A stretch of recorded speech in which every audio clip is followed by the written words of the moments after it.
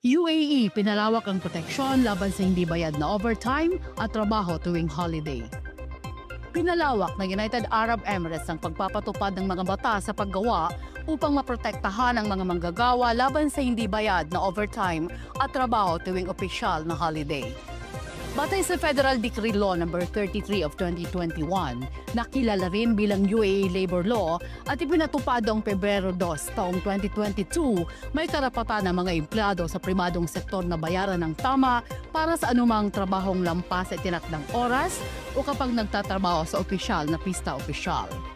Ayon sa Article 19 ng nasabing batas, ang karaniwang oras ng trabaho ay hindi dapat lumagpas sa 8 oras kada araw o 48 oras kada linggo.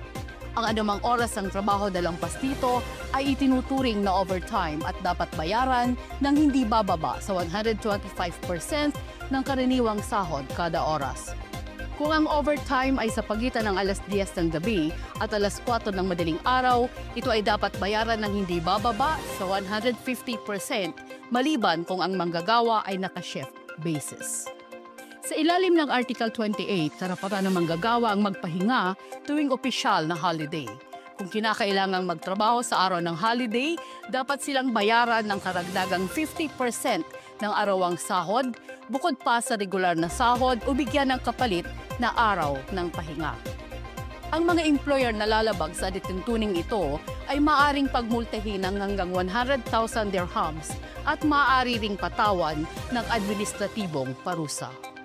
Hinihikayat ng Ministry of Human Resources and Emiratization or MORE ang mga manggagawa na i-report ang anumang hindi pagbabayad ng overtime o illegal na trabaho sa holiday sa pamamagitan ng kanilang smart app, call center o mga akreditadong Tawji Center. Binigyang din ng pamahalaan ng UAE na ang pangangalaga sa karapatan ng mga manggagawa ay pundasyon ng isang makatarungan at maunlad na lipunan. Para sa Spotlight TV Balitang Totoo, ito ang inyong naging tagapagbalita, Arlene Ortua.